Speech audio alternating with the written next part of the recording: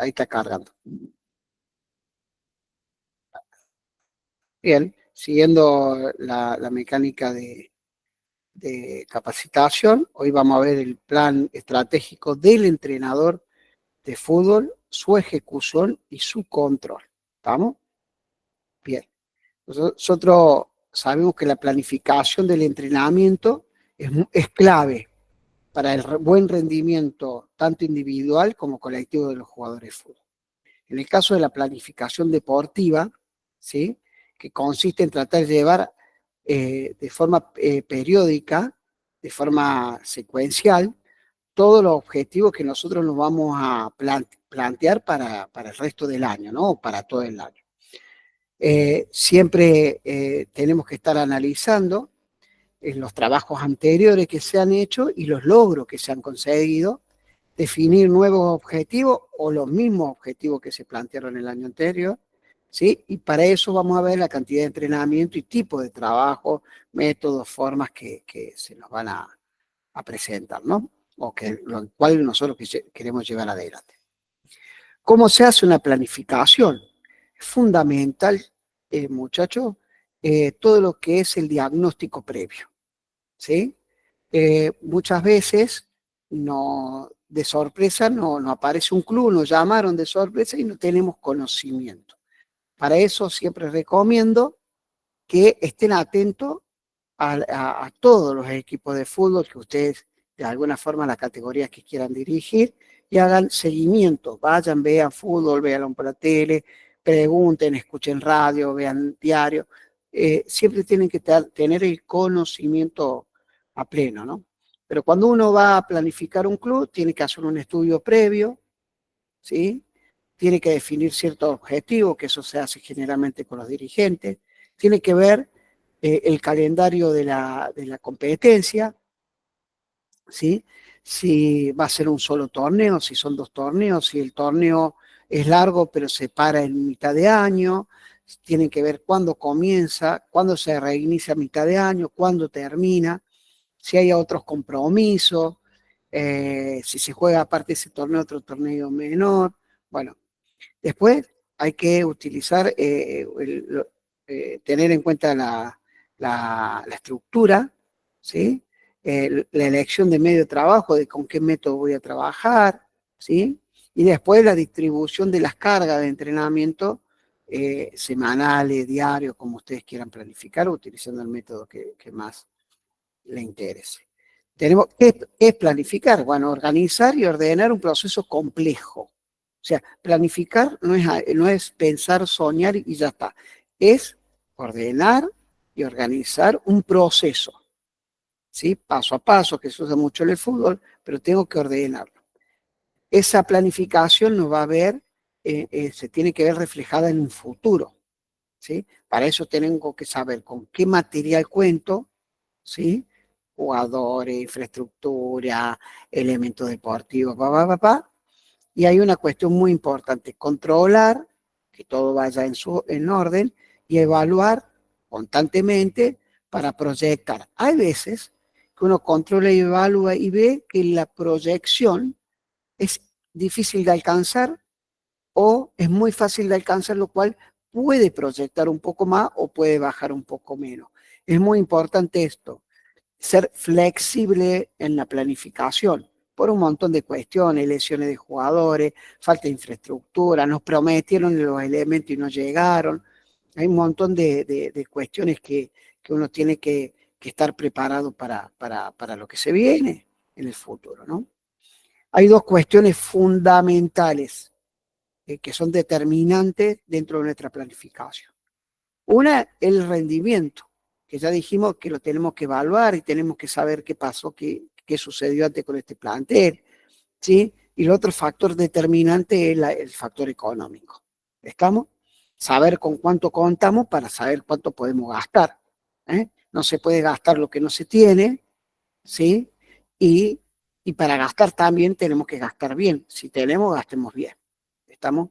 Hay veces que mucha gente, muchos entrenadores creen que un club que tiene mucho dinero va a gastar mucho dinero y por ahí no gasta nada o gasta poco. O por otro lado, un club que tiene mucho dinero pero, pero gasta mal. El hecho de que gaste mal, nosotros tenemos que responsabilizarlo y hacerle gastar bien, y enseñarle y mostrarle por qué deben gastar, ¿no? Por eso por ahí hay clubes que te dicen, acá tienen 5 juegos de pechera, y vos necesitas 3 quizás, y los tipos te compraron 5, pero resulta que tenés 2 pelotas, y necesitas 10. Bueno, por eso hay que enseñar a gastar, ¿eh? Y no pensar que el dirigente, ¿sí?, tiene que saber qué tiene que comprar. ¿Estamos? Porque por ahí el dirigente compra mal porque no sabe. Y nosotros tenemos que enseñar también y tenemos que ayudarlo. Dentro del factor de rendimiento, ¿qué le vamos a pedir al jugador? Mayor dedicación y exclusividad. ¿Sí? ¿Por qué? Porque ustedes van a ver a diferentes edades, principalmente jóvenes, ¿no? Y van a ver según el nivel profesional o el nivel del equipo que estén dirigiendo, que hay veces que priorizan otras cosas sobre el entrenamiento. Entonces, si yo quiero estar en el alto rendimiento, le tengo que pedir al jugador que priorice antes de disfrutar la vida con los amigos y con quien sea, mayor dedicación y exclusividad, primero nosotros como club, como entidad, y segundo lo otro, que hay tiempo para el otro. El profesionalismo siempre falta tiempo, ¿eh? Y los tiempos son cortos también, porque la vida del profesional es mucho más corta que el del amateur, sin duda. Tenemos que ver los resultados a conseguir, tenemos que pedir máxima exigencia competitiva, ¿sí? Y prever el futuro. Dentro de la máxima exigencia competitiva, tenemos que exigir al máximo de las posibilidades, pero siendo equilibrado, coherente y respetando los objetivos, ¿estamos? Y respetando sobre todo al jugador y al plantel que nos encontramos, ¿no? El factor económico, el recurso humano, ¿no? El recurso humano, estar alineado con los directivos, ¿estamos? Tener materiales acordes, el recurso humano no solamente con el directivo, tener un buen plantel, tener buenos compañeros de trabajo, relacionarse interprofesionalmente con las demás actividades, que puede ser un médico, el psicólogo, el nutricionista. Mantener, cuidar, proponer infraestructura. ¿Eh? El hecho que esté la infraestructura es responsabilidad nuestra de cuidarla, de proponer cosas nuevas o mandar que se arregle si estuviese roto. Fue responsabilidad nuestra. Y optimización económica, esto es lo que le decía recién. El hecho de que tengan no significa que se lo tenemos que hacer gastar. En el fútbol siempre se necesita dinero para hacer las cosas bien. ¿Estamos? Factores que influyen en la planificación y principalmente integral de la temporada del fútbol. Este es un autor, Jagüet, en el 2003, consideró 6 estamentos importantes para hacer una buena planificación.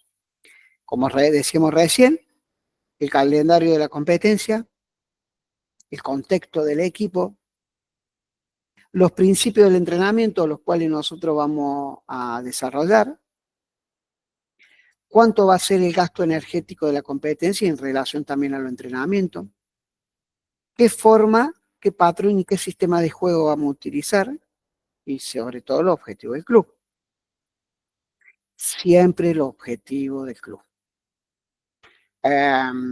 Fíjense en ustedes. El objetivo de Platense, que llegó a la final, seguramente antes de comenzar la competencia no pensó llegar a esta situación de llegar a una final. Seguramente armaron un plantel para mantenerse, mitad de tabla, sacar los puntos necesarios para no depender de que si se va o se quede en primera categoría, para no sufrirla, qué sé yo, y hoy se encuentra con el máximo de muchos años de sus objetivos, que es jugar una final. ¿Estamos? De pronto se encuentra con eso, aunque Hay equipos que tienen la obligación de llegar a la final, que puede ser River, Boca, San Lorenzo, Independiente, Talleres, quien sea. ¿Tá? Ante eso, es muy importante entender eso. No, todo el mundo dice lo mismo, ¿no? Y no es real. Sí, no, si tenemos la misma cantidad de partidos local y de visitante, la misma cantidad que nuestro rival, hoy empieza el campeonato, los 20 o los 30 equipos quieren salir campeón. No es así. No es así porque para salir campeón tiene que tener un equipo competitivo, muy competitivo, ¿sí? Y bueno, en esta clase de campeonato que se hacen liguillas, fíjense que los mejores equipos que más puntos sacaron en el campeonato quedaron afuera, ¿sí? Quedaron afuera. Entonces, bueno, esto da la posibilidad también cuando los torneos son de este tipo, ¿no? Cuando son liguillas. Pero cuando son todos contra todo, a dos ruedas, qué sé yo, ahí se ve realmente el equipo más poderoso en calidad, en cantidad de jugadores, en muchas cuestiones. Pero ojo con esto. No, si todos empezamos de cero, todos tenemos que pensar en salir campeón. Una verdad entre comillas. Para mí no es una verdad, para mí uno se fija objetivo y después, como se dice en el fútbol, paso a paso. Tener en cuenta.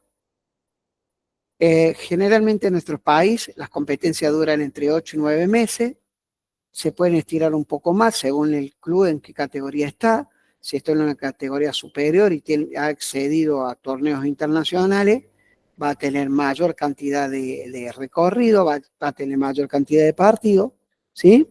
Otra de las cuestiones fundamentales, si en 15 días va a tener 2 competencias o 4 competencias, ¿sí?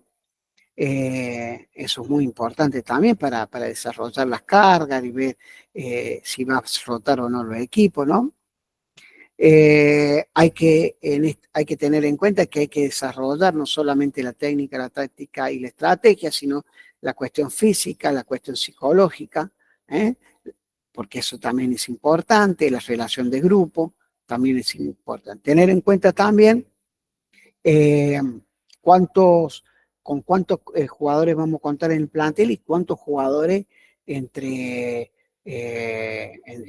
cada puesto. En mi caso, por ejemplo, me gusta tener 2 jugadores por puesto, ahí te da 22, más un tercer arquero 23, y el número 24 y el número 25, yo generalmente, el 24 es un mediocampista de inferiores, que se esté destacando, y el 25 un delantero en inferior, en tercero, en reserva, que se esté destacando. Ese es el plantel que para mí está justo para trabajar. Ahora, si yo tengo que tener, aparte de 2 competencias, 3 competencias, ya tengo que hablar de un plantel como mínimo 30 jugadores y capaz hasta 33 jugadores. 3 jugadores por puesto.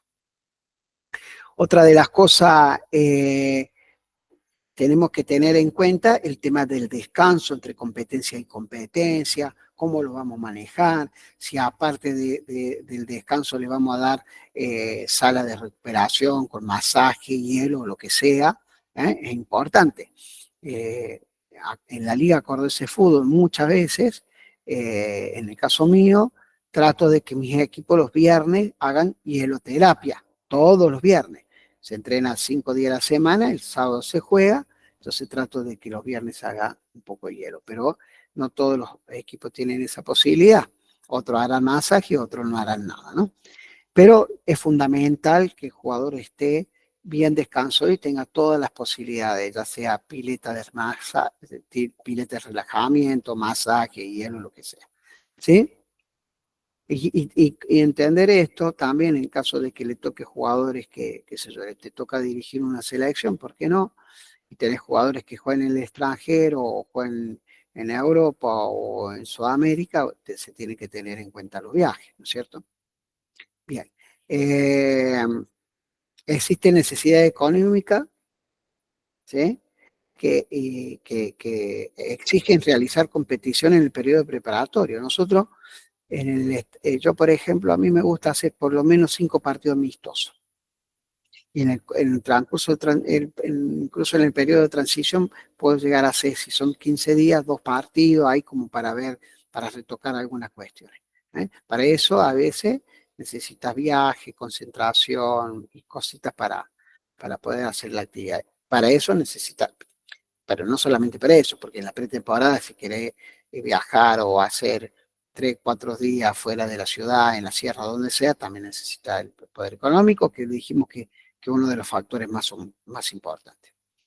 En el momento de la planificación, vamos a ver la pretemporada, la competencia si fuera una apertura, el receso, donde decimos que hacemos un ajuste, segunda competencia, y después yo tomo una quinta posibilidad que es etapa de post-competencia. Si terminamos en diciembre, me tomo 2 semanas más y después recién le doy libre a los jugadores. ¿Y qué hago en esas 2 semanas? Bueno, en esas 2 semanas yo tomo, si voy a continuar en ese club, voy a tomar la decisión de qué jugador llevo, qué jugador se queda, quién se va. Bueno, y se aprovecha también para evaluar. Se evalúa el rendimiento físico principalmente y se lo deja ir de vacaciones y uno ya se queda con unos datos que si continúa en ese club le va a servir para la planificación de la pretemporada y lo que sigue. Dentro de lo que es planificación, nosotros tenemos diferentes tipos, ¿sí?, de planificación. Si fuera usted coordinador o trabajar en inferiores, el coordinador debería planificar entre 3 a 6 años, que es entre los 12 a los 18, tenemos 6 años, y ahí sería el plazo de donde nosotros tenemos que planificar. Usted me puede decir, sí, los de 11 años, los de 10 también tienen una planificación, pero consideramos el desarrollo de 6 años a partir de los 12, 13 años, que es el proceso donde el niño pasa a ser joven y la niña pasa a ser señorita, ¿no? Entonces, en la etapa de la menarca, ahí nosotros empezamos a planificar. También se puede planificar bianual, cada 2 años se van tomando. Plan anual, que generalmente se hace, ¿sí? Es que, mesociclo, mes por mes, microciclo, que va de 3 a 12 días, y después tenemos el morfociclo o patrón, que es de un día, ¿sí?, a la semana. ¿Cómo lo vamos a planificar? ¿Sí? Que puede ser de dos, ¿cómo es? Que puede ser de dos activaciones en el día a una, ¿no? Y después la sesión es simple, que trabajamos todos los días. ¿Mm?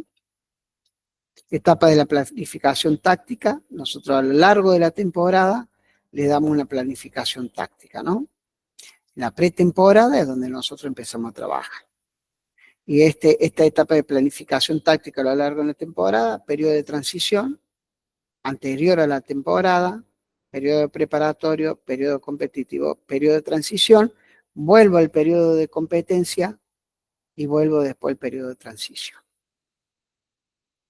Si somos nuevos en el club, el entrenador deberá conocer rendimientos anteriores, si se cumplieron objetivos, qué tipo de entrenamiento, el nivel de entrenamiento que tienen, adaptarse nuevamente a la competencia, objetivo nuevamente que busque el club y imaginarse a dónde podemos llegar. Esta es una linda foto del último ascenso de Villa Saray en cancha de Junior, donde hubo 12.000 personas en esa tribunita, en todo el estadio. Desarrollo de la pretemporada. Cuando hablamos de pretemporada, ¿sí?, hablamos entre 15, 20 días, según en qué etapa estemos. Puede ser de 2 semanas cuando termina un campeonato y empieza el segundo. Bueno, estudio previo, definición de objetivos, calendario de la competencia, elección de medio de trabajo, distribución de las cargas y puesta en acción. Todas estas cositas que se repiten, son lo que le tiene que entrar a ustedes, que cuando planificamos tenemos que tener en cuenta todas estas cuestiones. Para mí fundamental, 2 cosas fundamentales: un estudio previo y definir los objetivos. ¿tá? Y después le empezamos a sumar lugar, infraestructura, espacio, jugador, qué sé yo. Pero hay que tener claro eso. Estudios previos te van a servir a vos para saber dónde tenés que ajustar. Y objetivos claros para el jugador y la comisión. Hay veces que los clubes empiezan a ganar, y de pronto habían armado un equipo para salvarse el descenso y resulta que están peleando el campeonato. Y ahí automáticamente el entorno y los dirigentes ya piensan que están para salir campeón. Pero el objetivo que se planteó fue para otra cosa. Todo lo que viene de más es un regalo y bienvenido sea. Que no significa que uno no vaya a trabajar para lograrlo, pero con los pies en la tierra, ¿no? Pie de plomo. Estudios previos. ¿Qué voy a estudiar? ¿Qué voy a ver de jugadores? Rendimiento, ¿sí? Los objetivos si se cumplieron, nivel de entrenamiento, perfil condicional del futbolista. Y nuevamente, conoce los recursos humanos con los que yo voy a contar. ¿Tá? ¿Qué debemos plantearnos? Objetivos claros, realistas, ¿sí? Vuelvo a comentar esto de que todos creen que todo el mundo puede salir campeón de la fecha 1, y no, y hay veces que sí, hay veces que no, según la institución en la que usted esté trabajando. ¿Eh? Que sean accesibles y que se puedan medir en el tiempo. Y que yo le agregaría también flexibles, ¿eh? Que si se está logrando lo que queremos, pasar un paso hacia atrás y ver qué podemos lograr antes. Y si no, pasar un paso hacia adelante a ver si lo podemos lograr. Es fundamental en su trabajo. A mí me ha pasado de todo. Yo he estado solo en un club, he estado con 2, he estado con 3, he estado con 5, he estado con 6, he estado con 4, he estado con 9, dentro de lo que es un cuerpo técnico, ¿no? Pero en línea general, un entrenador, un segundo entrenador ayudante de campo, un preparador físico, entrenador de arquero. Y si tengo la posibilidad de que me haga scouting, un departamento de salud, que puede ser un kinesio, los dirigentes tienen que estar cerca también. Y yo le agregaría también, si fuera posible, un preparador físico de gimnasio, ¿no? Los objetivos colectivos e individuales del grupo hay que ser respetuosos, hay que respetar el objetivo del jugador.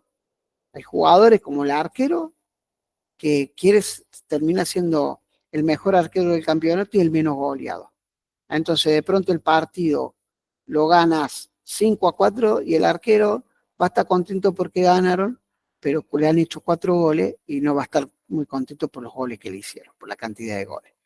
Le pasa lo mismo al delantero, el equipo puede haber ganado 5-0. Si el delantero no hizo ningún gol, se va a sentir contento porque ganó el equipo, pero su objetivo no se está cumpliendo. Y eso es importante también entenderlo y respetarlo, porque ahí es donde se producen problemas. Cuando nosotros formamos un plantel de jugadores, cantidad, ya les dije, 25, calidad humana, ¿sí? Característica, puede ser homogéneo en el sentido de edad o heterogéneo, ¿sí? Puede tener otra característica, que son luchadores o que son muy buenos técnicamente, ¿sí? Otra de las cuestiones, que se adecuen al modelo de juego, ¿sí? Y nuevamente respetar las individualidades, ¿no? ¿Cómo elegimos el modelo del juego? Definir la forma en la que se desea que juegue el equipo es algo prácticamente determinante, ¿sí? En la construcción de la planificación semanal, diaria a diaria, ustedes tienen que ir detallando ese modelo de juego. ¿Qué quiero? ¿Qué me conviene? ¿Y qué tengo? ¿Eh? Hay algunos entrenadores que mantienen su modelo de juego a pesar de los jugadores que tienen y que no todos les ayudan a progresar. Y hay otros que no, que sí tienen en cuenta la calidad del jugador para hacer ese modelo de juego. Y eso es fundamental. ¿Tá? 7 consideraciones generales para elegir un modelo de juego. La idea del entrenador, tu idea, es tan válida como la de cualquier otro. La característica de jugadores, la filosofía del club. es muy importante entender la filosofía del club, ¿sí? La cultura deportiva de la región, ¿sí? Tiempo de preparación, características de los adversarios y tipo de competencia. Tipo de competencia también es fundamental. Hay equipos grandes que han llegado hasta una tercera categoría y han jugado muy bien al fútbol en su historia, tratando bien la pelota por el piso, todo eso, y de pronto se encuentran por mala gestión y lo que sea en una tercera categoría.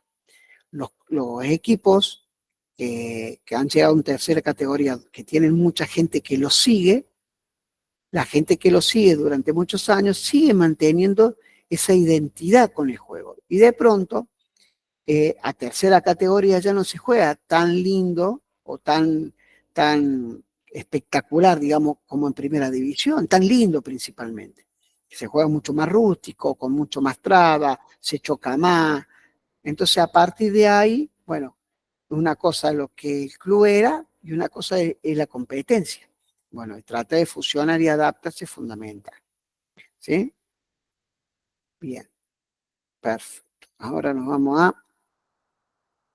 No, bien, bien. Vamos por acá.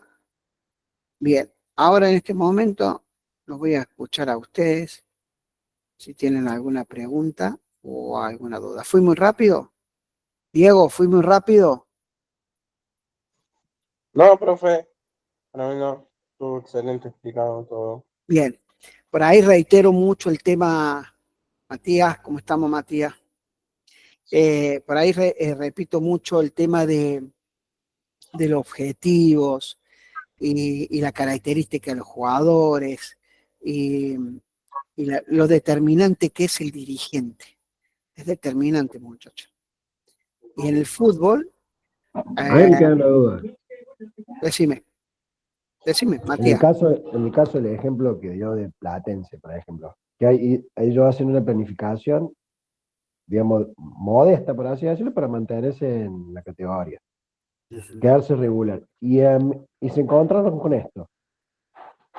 ¿Qué se hace? ¿Se planifica de nuevo o vamos a lo que sea lo que Dios quiera? No, porque, mira, yo te voy a comentar. Eh, yo lo que le voy a decir ahora es chocante. A cierto momento del campeonato, muchos entrenadores planifican el día a día. Se planifica el día a día, se planifica semana a semana, se planifica en relación a los partidos que te toca jugar. Mira, ayer jugó Huracán de visitante, ¿no? Y ahora tiene que jugar el domingo en las finales, ¿sí? 4 días, qué sé yo.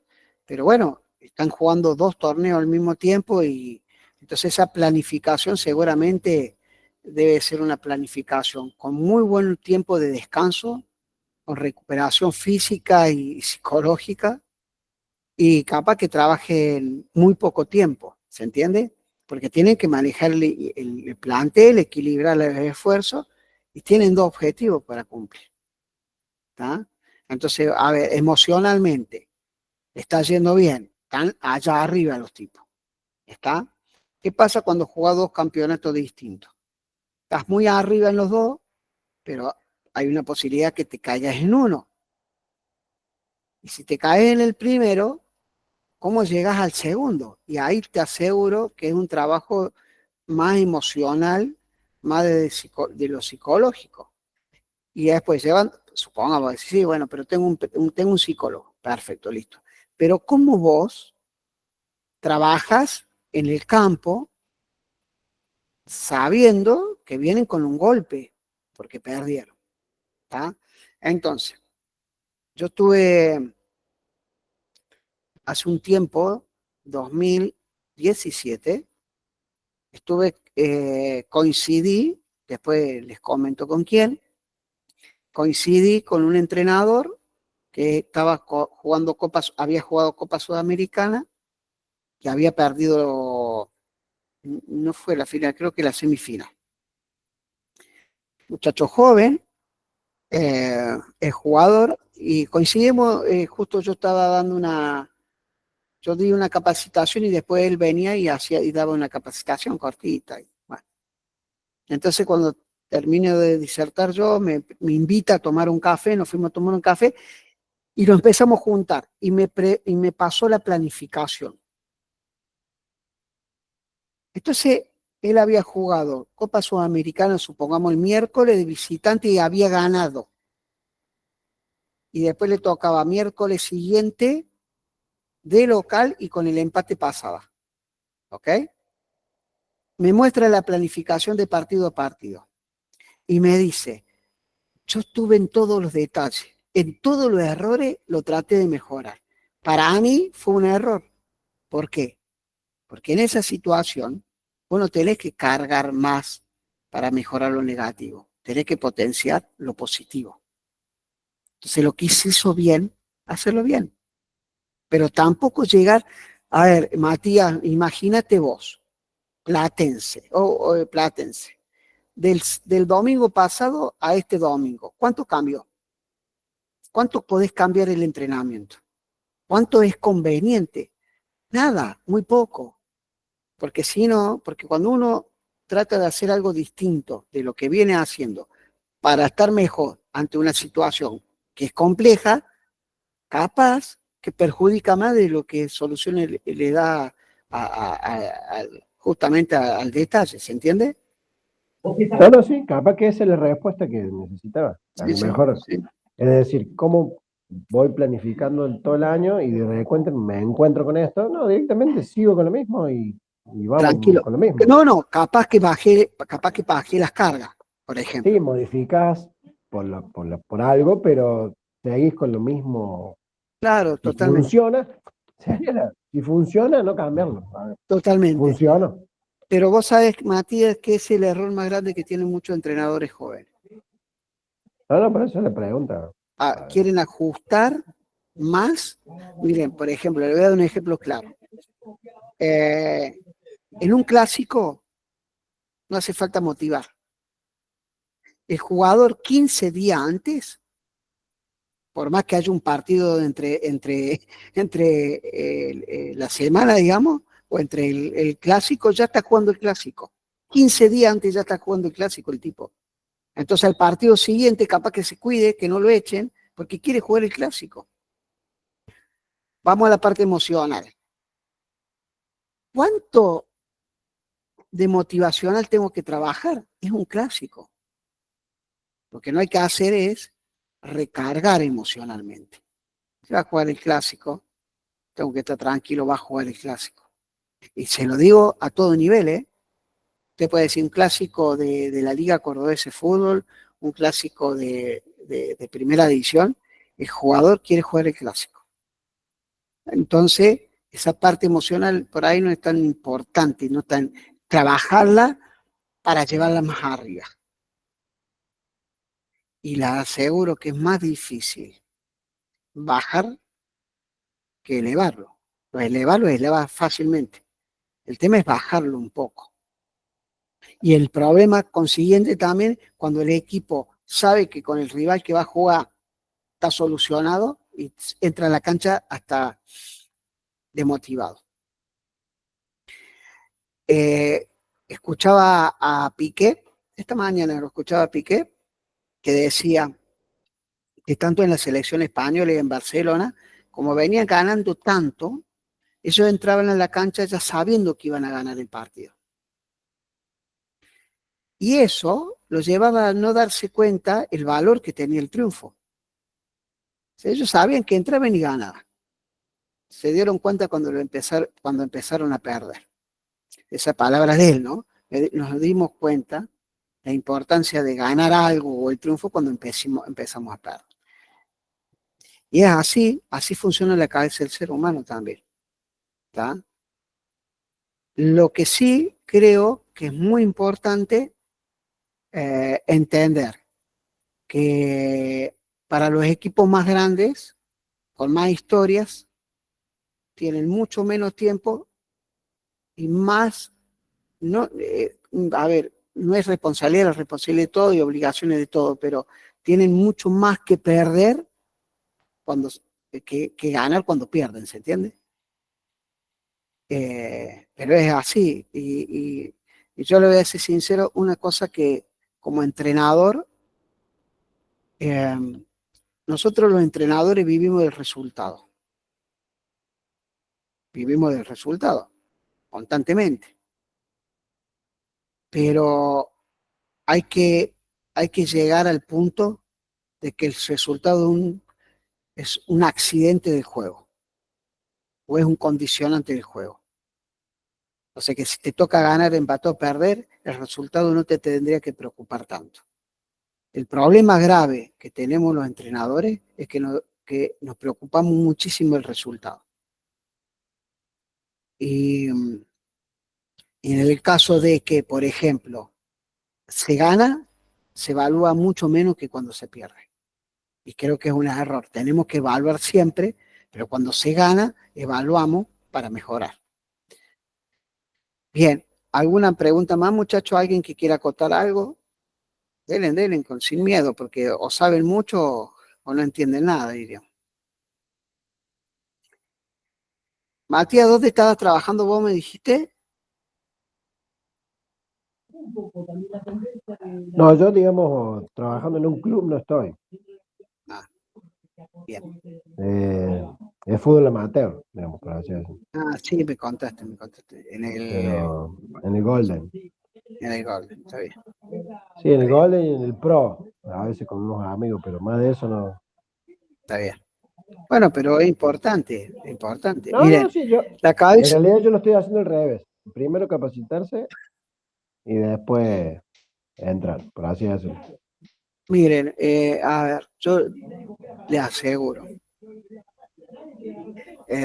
yo cada vez que leo más, descubro más cosas, les puedo contar tantas cosas, pero bueno, antes que yo termine, ¿alguno tiene alguna pregunta para hacer o acotar? Así corto. No, profe, yo te quería Profe, preguntar, vos Sí. hablaste de lunes a jueves, el entrenamiento y el día de viernes, ¿qué es lo que hacía? Porque se cortó, no pude escuchar. Ah, bien. ¿Sí? No, en otra planificación que le voy a mostrar día a día, que cómo se trabaja teniendo en cuenta, por ejemplo, dos estímulos, miércoles y domingo, o un estímulo sábado, ponele. ¿Qué hago yo? ¿Qué hacía yo los días viernes?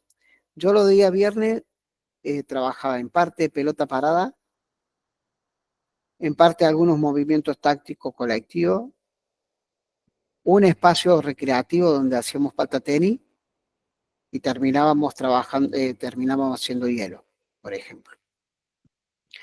En todos los entrenamientos, los viernes un poquito menos, pero todos los entrenamientos arrancamos con pesas, un poquito de pesa, un poco de activación con pesas.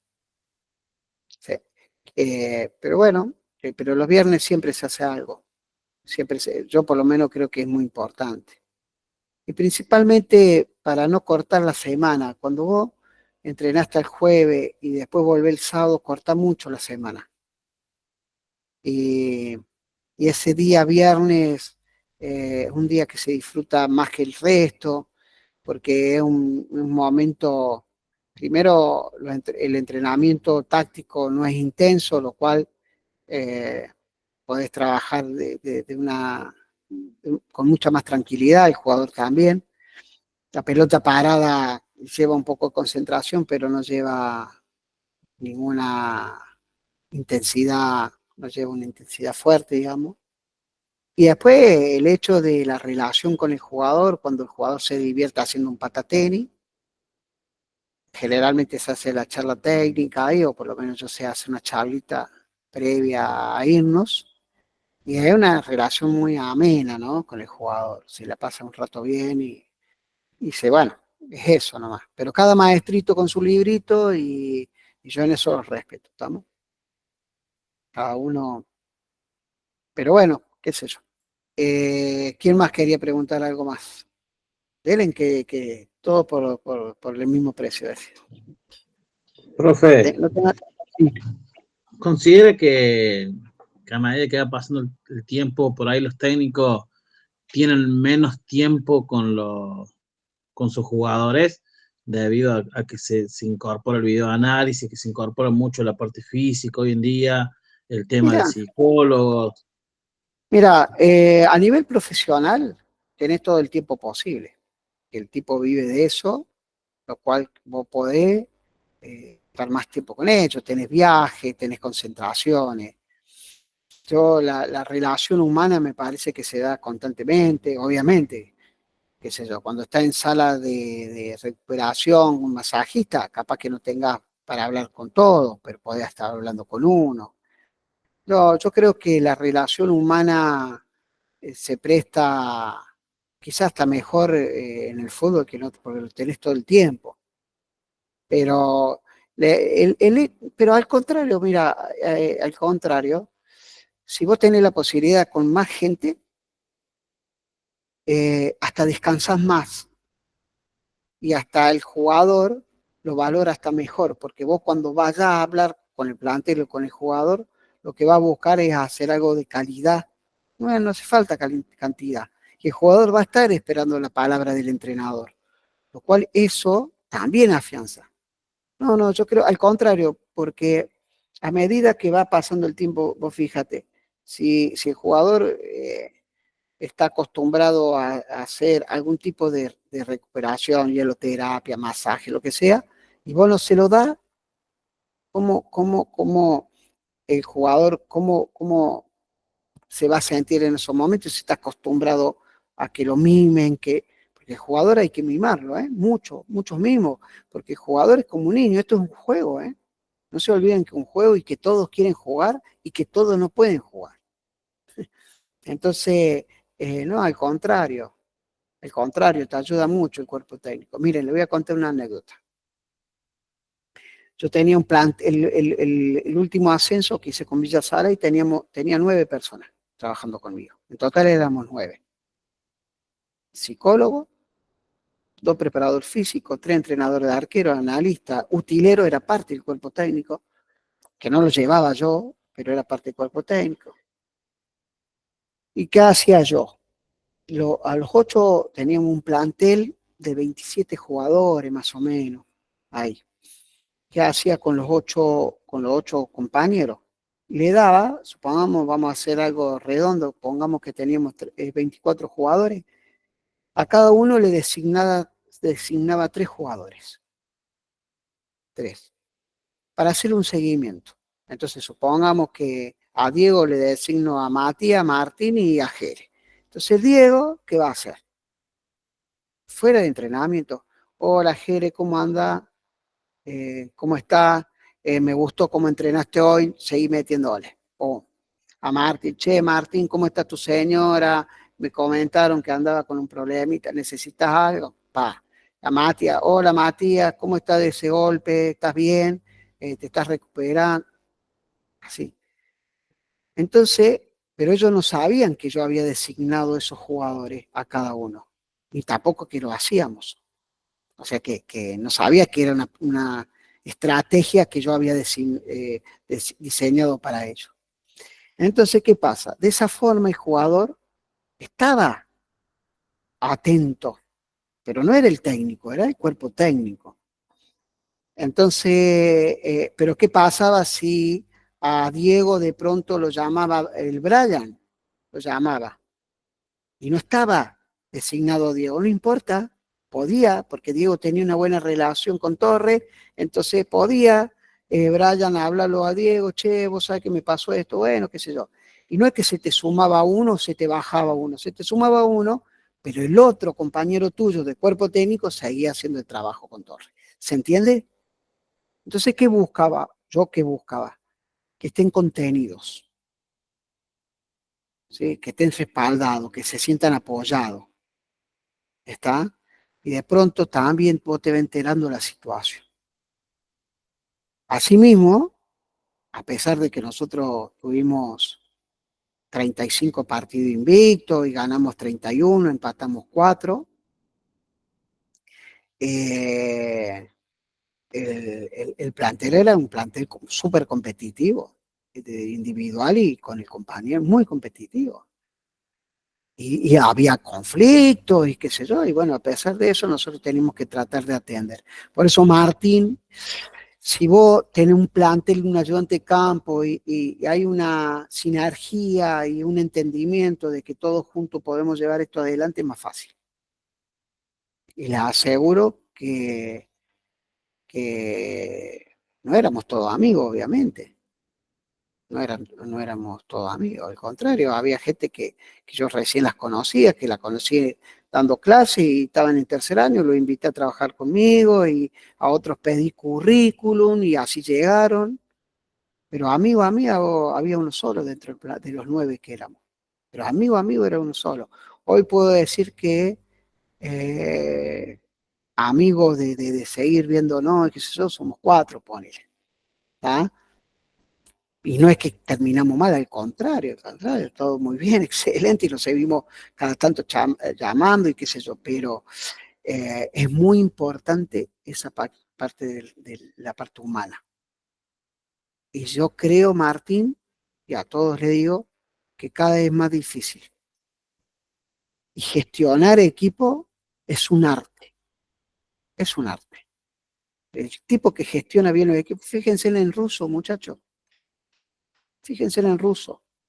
Y eso, lo que hace Russo, que ahora no sé qué edad tiene este hombre, está cerca de los 70 seguramente, ¿no? A los 70, casi 70 años, va a Boca a gestionar recursos humanos. Y en Boca tenemos que entender o aceptar que en Boca se va a gestionar recursos humanos. Algunos jugadores van a ser mejores que lo que fueron, pero el jugador ya está ahí. Son jugadores no prácticamente, ya son jugadores consolidados. El tipo va a tener que ir a mejorar la gestión que nos está dando de ese recurso humano. Y llevan un tipo grande, fuera de época para el joven. Ahora, ¿por qué? Porque esto es así, ¿no? En nuestra época, el tipo grande ya está. ¿Y por qué llevan al ruso? Sí, bueno, eso también nosotros como entrenadores tenemos que entender que el proceso de aprendizaje como entrenador no se acaba nunca. ¿Mm? Bien, ¿alguna pregunta más? ¿Alguna duda más? Perfecto. Yo le corto acá. No corto, sino corto. Espera, la grabación.